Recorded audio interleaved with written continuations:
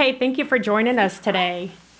Yeah, absolutely. So, my name's Melanie Chance, and I'm the host today at Family Restoration Center in Missouri.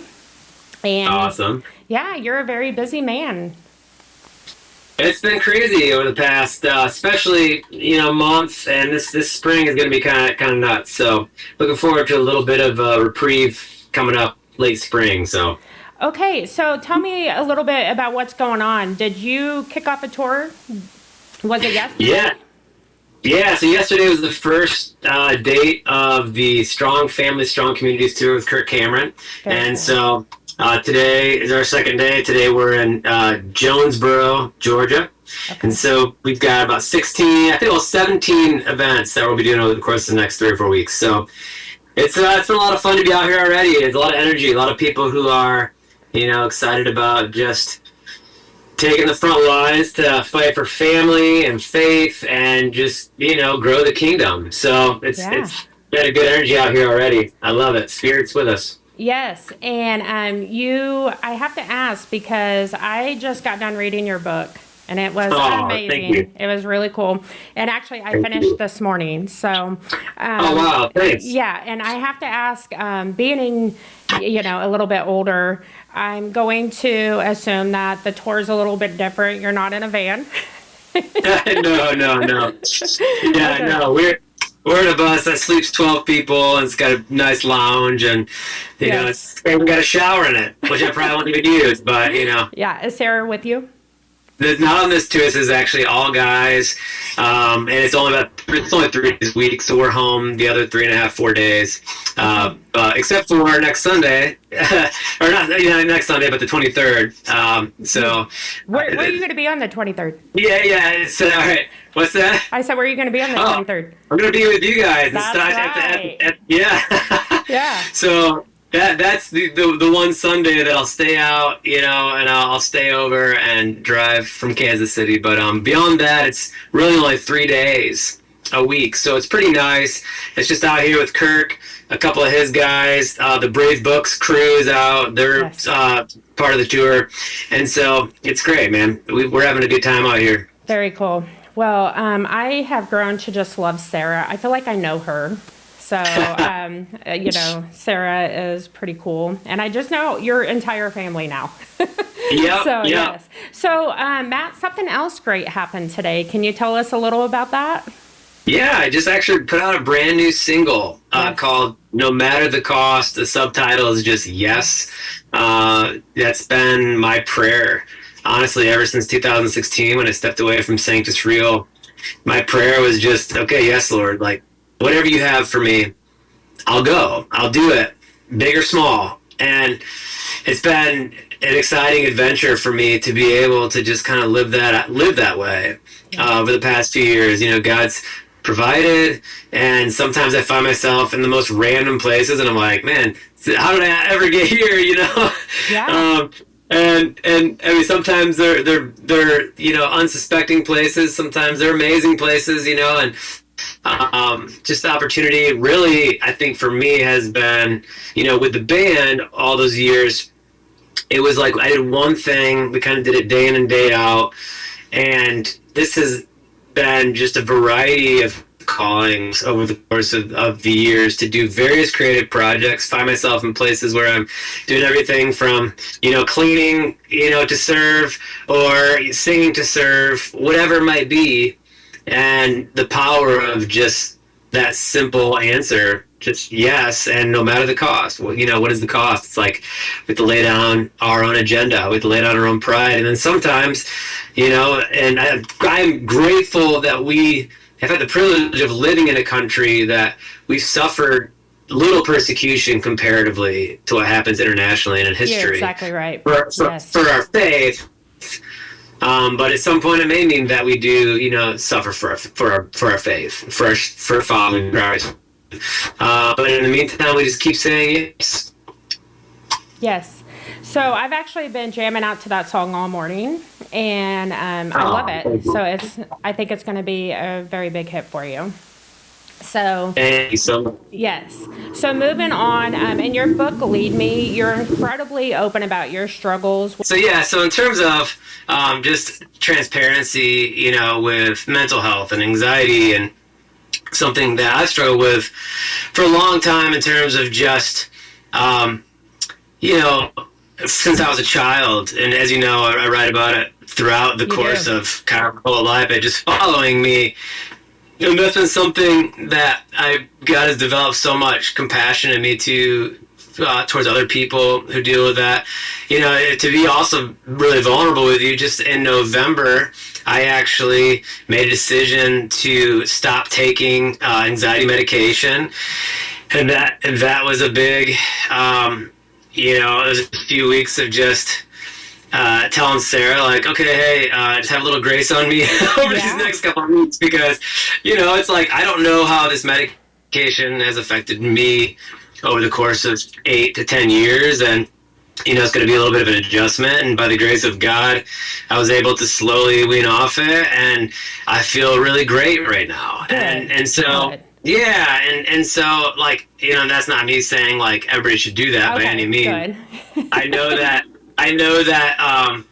I still know that there might be a time when I choose to use it again, Sure. and I have a lot of friends who really need it, and Yeah. I do. I'm so grateful for God creating medicine. I mean, Yeah. he made it. He made different kinds of medicine for us, and so, but man, it's just always been such a real struggle for me, and such a, I think it's almost like a thorn in my flesh per se. I don't know what Paul's thorn was. It may have been more difficult. I don't know. But I do know that to some degree this has been kind of a thorn that I've lived with, and I do know that it has forced me to rely on God being strong in my weakness. And you really talk about that starting at a young age. And that's something I commend you for because, you talk about it starting in third grade. And Yes. Oh yeah. I have a 10-year-old who has struggled with that, and it's something that I was able to listen to you, and he was listening to it, and he was able to immediately connect with you, and Oh wow. and because that churning, you talk about that churning in your stomach, and sitting up on that bed, and Yep. it's something that's real. And there's many times that we assume that, these celebrities are in the spotlight and they have everything perfect, but you were so vulnerable with us and you were able to paint a picture that's so real and raw for so many of us. Yeah, I think that's the stuff, and I have a quote in my book, that alludes to this, but I do think that that's the stuff that connects us. Yeah. It's like, if you want my trust, don't just show me your victories, show me your scars, Yep, you do say It's that. like, it's for me, that's such a massive piece of it. And do you still have me, by the way? Yeah, I have Can you. you? Okay. I for some reason I glitched a little bit, but I think I think we're back. So, but I do think it's really our struggles that connect us. I love to share when I speak just about highlight reels. We're inundated on social media with people's highlight reels, Oh, right? and I might be able to look at somebody's highlight reel and think, well, I'm happy for you. You got to do something great, or cool. You did something fun or exciting, or a milestone, or a birthday, or whatever it is. You jumped out of a plane. I don't know what it is, but these are all these highlight reels. But that's not what makes us feel closer to people. Yeah. It's like, what makes us feel closer to people is when they pull back the highlight reel and they show us who they really are, and not only say, "Hey, I'm struggling," but this is what I'm struggling with. Yeah. And I think that is just such a powerful way for us to build God's kingdom, is through vulnerability and the gift of sharing our stories with each other. Yeah, I love that. That's great. Well, and one of the most powerful parts of Leading Me is how you talk about surrender and how, that was really hard for you at first, is when you had to tell your bandmates. But, but you really felt it. For what I took from the book is you felt it coming on for a while. But finally, you said, I surrender. And Yes. I'm just going to do this. you know. And I remember, I feel like we're probably around the same age, and we're still kids, Matt. And I know, I believe it. I'm holding on to it. yeah. So, you know, and I remember listening to you as a youth, you know, when everything, I tell Cheryl, who's right over here, when everything was tubular, you know, and, yeah, you know, and we were just really cool. But now looking back, and I think that's why I can connect with you. And I just love that you're touring with Kirk right now, because he was a childhood star of mine. And, but, you know, where you admitted I had to fully surrender, you know, and being able to do that, look at what's happened. Yeah. You know, you didn't go home and not everything was perfect, and you admit that. Yeah, totally. You know, I think there's like seasons of restlessness, and then there's seasons of release. You know, there's seasons where we feel the change that's meant to be coming, and we're stirred, and we're like, you know, something's changing, something's happening, and we're seeking the Lord for like what needs to be changed or repaired in our lives. And then there's kind of these moments where he reveals some of those things to us that either we can do or that he's doing, where we're released into a new season. And you know, and yeah, in my book, you know, a lot of those seasons of struggle, you know, were so difficult, man, of just trying to work things out, you know, at home and with the band, and the tension between my career dreams and the tension between my family dreams. And Lord, what are you doing here? What's the answer to this? How do I navigate this as a father and one husband? thing after another. Yes. Yeah. And then you've got, you know, with Bowen and the heart surgeries that we had. And it just did feel like the minute I thought that we can't come out of the valley and we're going to get to enjoy a mountaintop, I realized it was just another part of the valley. Yeah. Sometimes, you know, and but you know, that's life, you know, and I think that's real life. And praise God for the mountaintop moments, but it really is true. I mean, all throughout the Bible, we find that it really is in our weakness that he shows his strength and shows his glory. And those are the times that we find true, lasting joy and peace, not just the temporary stuff. And so, as hard as it is, you know, I learn to be grateful for the valley, but I also love the rest when we get the little mountaintop moments. Yes, I love that. I agree. So is he 14 or 15 now? Bowen is 14, and he'll be 15 next November, or next September. Next September, yeah. And how is Bowen doing, for all those listening? Yeah, Bowen's doing great. You know, he had a stress test where they kind of did like the treadmill test, and you know, he ran a little bit, and they checked all of his oxygen levels, and you know, he still has a little bit less endurance at times because he has less oxygen, because he still lives with half of a heart, even though you know, he's had his 3 surgeries. So that's the one area where we're still praying for him, that God would just continue to like grow his endurance. But besides that, like, unless he's put to a stress test, you wouldn't even know that he has a heart condition. Okay. You know, he's doing so well. He hasn't had to be on any medication or have any surgeries now for like 6 years almost. So I have to ask, pretty crazy. How is it for Bowen to hear these stories? Or does he, you know, of course he knows, but like, how is it for him to be in the spotlight? Because Bowen was in the spotlight. He's always been in the spotlight the minute he was born and before. Yeah, we've always asked him and the other kids, even when we made our film, Bowen's Heart, you know, we had friends who wanted to make that documentary alongside of us. And before we did it, we asked all the kids, we said, hey, any moment, if you don't want to do this, we won't do it. First of all, if you're okay with it, we'll do it. But as we go, anytime you're uncomfortable, or if you're uncomfortable, you tell us. And so far, you know, through everything we've done, and even when I invite Bowen to come sing with me on stage at times at different events, there have been times where he said, you know what, I don't know if I want to do it. And so he stays home, you know, and then there's times he says, hey, I think I want to come sing with you again, you know, so he comes. And so we've kind of given them the freedom to speak out and to hear their heart. And they've all just, it's somehow has been seemingly, at least the moment, a healthy experience for them so far, to learn how to share our story together as a family. Yeah, that's very cool. We are a part of the Good Dads. here. Oh, awesome. Yes. And so fatherhood changes everything. You know this. You talk about Yes. it in your book. And I've actually watched a lot about you in the last several weeks. And you talk about how fatherhood has changed you. And Yes. how has being a dad, how has that shaped you? And how has that resonated with you? And what would you tell somebody who's about to be a dad? Yeah, well, it's nobody ever really feels prepared to be a dad.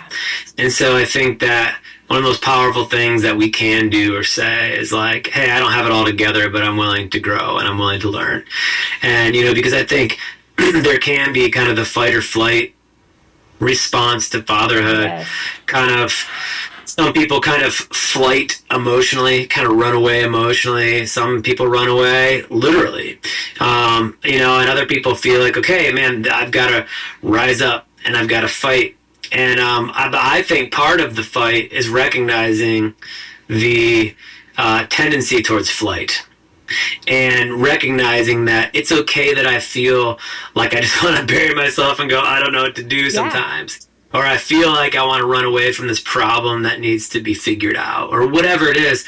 I think it's healthy to talk through those things, to recognize those things, and to be able to just, be honest with the people we love and say, hey, look, have grace on me. I don't have it together, but I'm trying and I'm willing to grow, and I'm willing to grow towards God and grow in relationship with my family. And so I think a lot of the fatherhood challenge is being willing to sit in the challenge, accept the challenge, hear what God is saying in the challenge, and then figure out how he's calling us to respond, and not be afraid of the tension of all that. To not be afraid to feel like, yeah, I'm a dad, I got it all figured out, I'm the man. like nobody feels that way. Nobody, right? You And know? if you do, then you have a problem. Yeah, and so I think, obviously, the posture of wanting to grow, inviting the Lord into our lives to help us grow. And I think one of the biggest things is surrounding yourself with other men and fathers who have learned and who can mentor and who can be community with you. So peers and mentors are so vital in the process as well. And I think a lot of times it's hard for men to get really involved in community. Men tend to isolate, and I think it takes work to build community. It takes work to have good friends, because to have good friends, you have to be a good friend.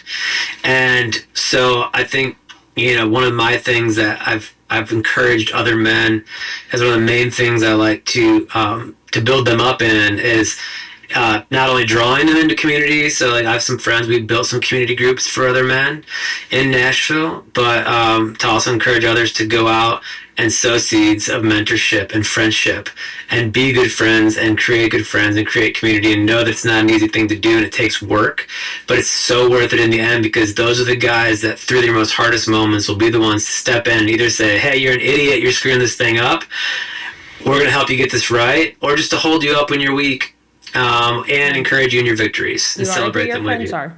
Yep. That's right. Yeah. Yep. Yeah. That's true. Your song "Lead Me" resonated so deeply with people across the world. Did you ever expect it to become such an anthem for so many? No, I thought it was just going to be a song that I wrote for my wife, and. And I love when you write in the book, you're like, she just looked at you. Yeah, she's like, oh, we have this huge come to Jesus moment. Yeah, it's like she's in tears, telling me what she needs. I pick up my guitar, and she's like, oh, you think it's a song that I want? Cool, Thank you, Matt. Thank you, honey. Yeah, she loves the song, of course. She's so grateful for it. But I do think it's amazing. Just last night, on this tour, I had 2 or 3 people come up to me, and I had a couple people say, I heard that song for the first time and I was in tears. Oh. And I felt God calling me to step up. Yeah. As a husband and father. I had other people who told me amazing stories about when that song came out. One guy told me last night that it was a pivotal moment in saving his marriage. Oh. And then I had somebody write me this morning on Instagram and said I was at the tour last night and I heard that song and my wife was next to me in tears.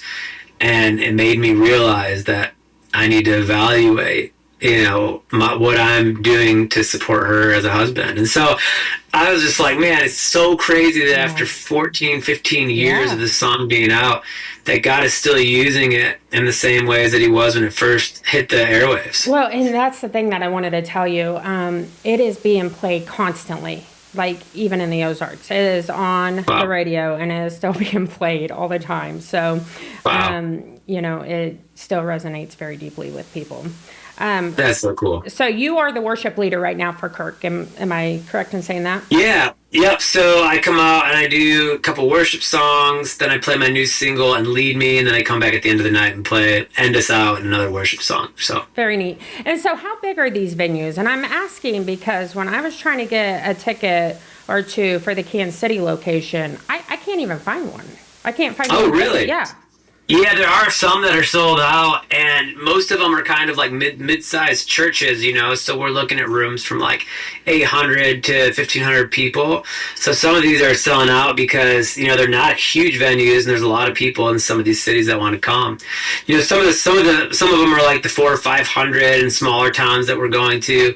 But yeah, it's been a pretty wide variety of crowds out here, but I know somebody who might be able to get you a ticket. I don't know. Okay, well, that would be... Who, Matt? Who? That would be great, because I did try last night, and I could not get on at all. So, now, Matt, I'm going to switch gears here, okay? I told you that my 10-year-old... Cheryl's looking at me like, you're really going to do this. Cheryl's in the room with me. Remember that my 10-year-old... he has a little bit of anxiety, and we're praying about that. So you could be praying with me about that. And he was so impressed that he's like, well, can I go be on this podcast with you? And I'm like, no, you have school. And he's like, but you're going to be talking to Matt Hammitt. And I'm like, yeah, but do you have any questions that I could ask Matt? And he thought, and he said, I do. I have a very important question. That's awesome.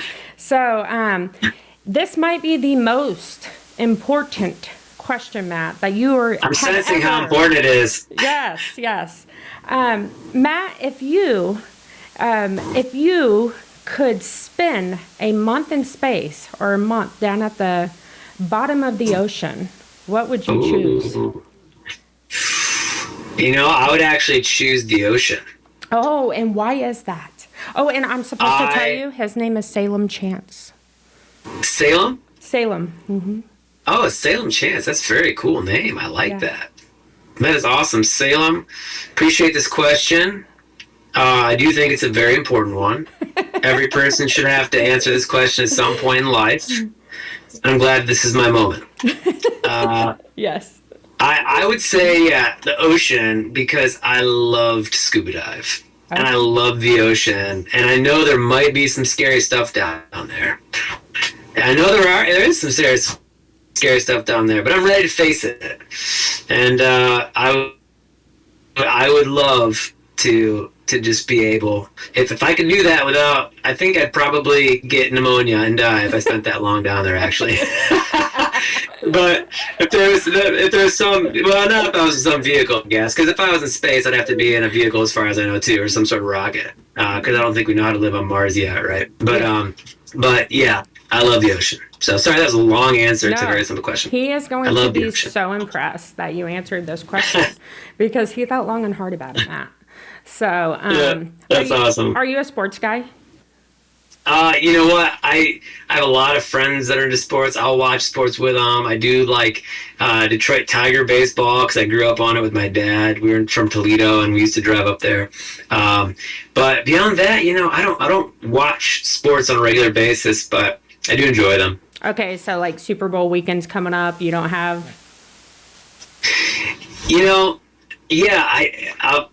I am going to watch it with a friend. So it's this Sunday. I am going to my friend's house to watch the game. And oh man, people are going to hate me for saying this. No, he's not going to say the Chiefs. He's not saying it. He's going to say the Eagles right now. No, I wasn't going to say the Eagles. I actually was going to say I'm rooting for the Chiefs. Okay.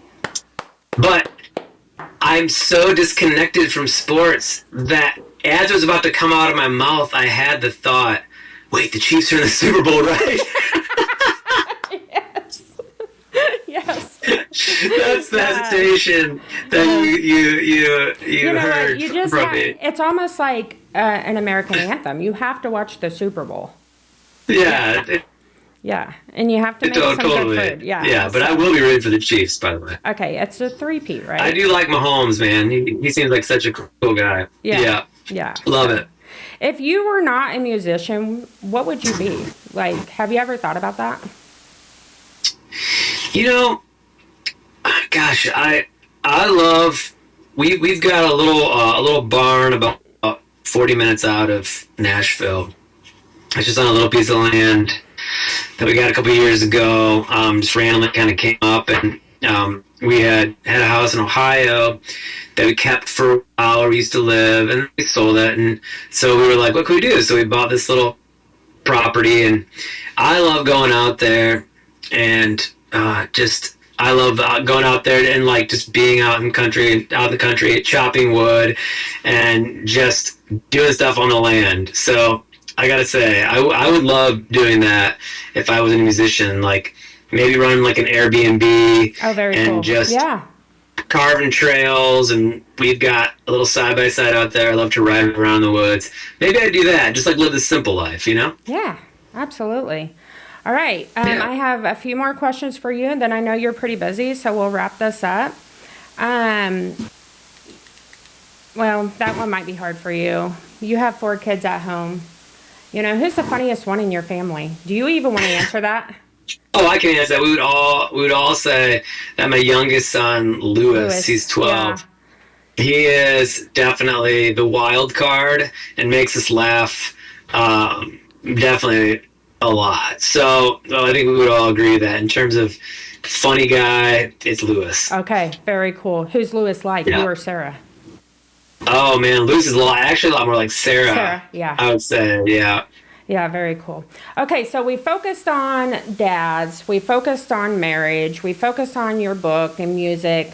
Let's focus on teenagers for a minute. If you could go back and give your teenager self any advice. You know, teenagers have a lot of peer pressure right now. They live in a whole different world than we lived in, okay? Yes. And what is a piece of advice that you would give them? To give people who are going, like parents who are going to have teenagers, you're saying? No, I want to focus on teenagers. Or give advice to teenagers. Yeah, let's take ourselves back to that moment. Let's give a teenager advice. Ooh, man. I know we both have teenagers. Yes. You know, it's gosh, they're also different. You know, they have some of the same issues, but it is I never anticipated how different each one of my kids would be. Yeah. And what their different needs would be. And what would trouble each kid or make each kid delighted or happy. You know, it's like it can be just such a different array of emotions. Yeah. And obviously between boys and girls too, right?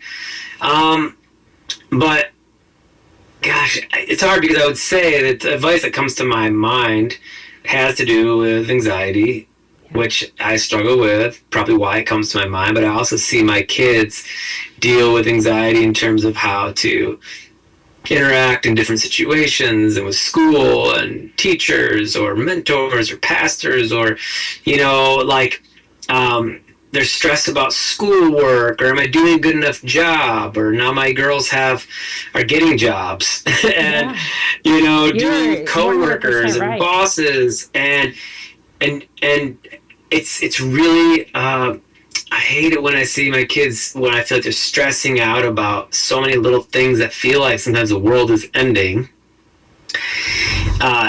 And we can see from our view now that like the world is just beginning, you know? And so I would say to any teenager out there who feels like the weight of the world is on them, to realize that like we can see from a distance, although things are hard and life is hard, that you're going to be just fine. You're going to make it. One of the most devastating things that I hear about are teenage suicides. And when Yes. I think about these young people who felt like whatever burden to us in our view would have seemed so small comparatively to their life, that in that moment that little problem seemed so big that to them it didn't even seem worth living. And that would just be the one perspective I would give. It's like, just trust me, like, these problems are going to pass. These problems are small.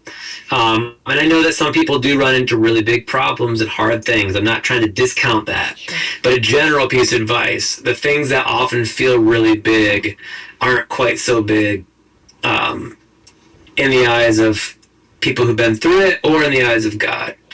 And with God's help, as cliche as it sounds, with God's help, you're gonna make it. You're gonna be just fine. You got a lot of life to live, and do your best to enjoy these moments of being a kid, because the last moments you have of not having to be responsible for other kids Yeah. and other people and jobs, like, I was telling my kids, like, look, you got one moment of your life to not have the responsibility of having to go to work every day, or having to provide for yourself right now, or having to worry about the things that adults have to worry about. So take that time and enjoy it. Yeah. And make the most of it. Yeah, like when Emmy was talking, like, Dad, why are we going to see a hole in the ground? You're like, it's a little bit bigger than a hole in the ground. Yeah, exactly. I know. It's the perspective, man. It's perspective. Yes, perception is reality. Matt, thank you so much for joining me today. I have been looking forward to this interview for a few weeks, and Awesome. I hope to be able to see you on the 22nd, but I'm really excited to be able to meet you on the 23rd. And Yes. I just love everything about you and Sarah and your family, and we are praying for you, and looking forward to what comes after for you. Yes, and I'm looking forward to being with you guys on the 23rd. Really going to be a great time just to be together, and I'm really praying that God kind of lays on my heart as that time comes up, exactly what to sing and what to say that's going to speak specifically to the people there that need it most. So, Yes, absolutely. hoping to Well, be an encouragement to you guys. yes, thank you.